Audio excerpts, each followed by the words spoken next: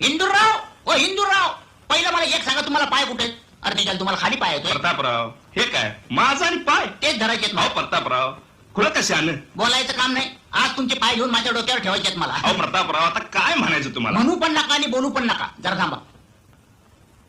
अंगाशी काय म्हणा हिंदूराव, आपण तुम्हाला एकदा मानलं. हा. काय झालं? काय झालं?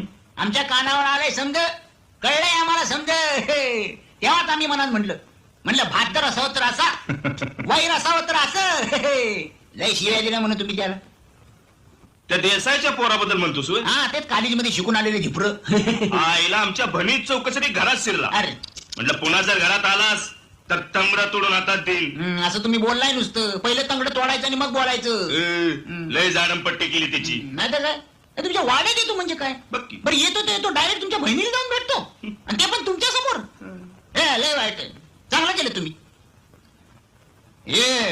एक कळलं काय तुम्हाला? काय? खालच्या आळीत गणपती मोर म्हणे डॅन्स ठेवलाय. डान्स? कोणीतरी नावाजली बाई बोलवणार आहेत म्हणे. नावाजली? तरी काय म्हणत होतो? काय? हिरेसरी आहे म्हणून बोलतो. मला स्वतःला तसं काय नाही म्हणायचं. बोला प्रतापराव, तुम्हाला काय बोलायचं असेल ते बोला. आमची भूल परवानगी बोला. तर मी काय म्हणत होतो, त्यांनी जर एक बाय नाचवली तर आपल्याला झापाच बायका नाचवायला काय हरकत आहे? उद्याच आणू की? आई शाबास. अरे त्यांच्या प्रोग्रामला कुत्र सुद्धा फेडता का म्हणे. अरे आजच माणूस धाडतो आणि बायांचा तापाच्या तापा बोलवतो. आई शाबास. अरे माणूस असावा तर असा. परे कोणाला सांगू नका, नाही तर लोकांना वाटेल की मीच तुम्हाला सांगितलं. मी काय तुम्हाला बोललो काय? नाही. मग अरे काय चाललंय काय? काय नाही, त्यांनी एक बाय नाचवली तर आपण 10 बायका नाचवायच्या असं हा म्हणतो.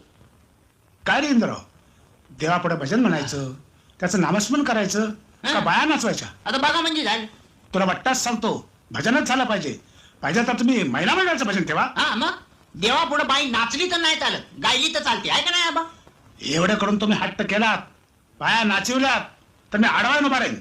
बोला काय करता? नाही बरोबर आहे तुमचं म्हणणं, भजनच व्हायला पाहिजे. आबांचं म्हणणं बरोबर आहे. नाही तसं तुमचंही म्हणणं बरोबर आहे, पण आबांचं म्हणणंही बरोबर आहे. तेव्हा भजनच व्हायला पाहिजे, आणि ते बी महिला मंडळाचंच.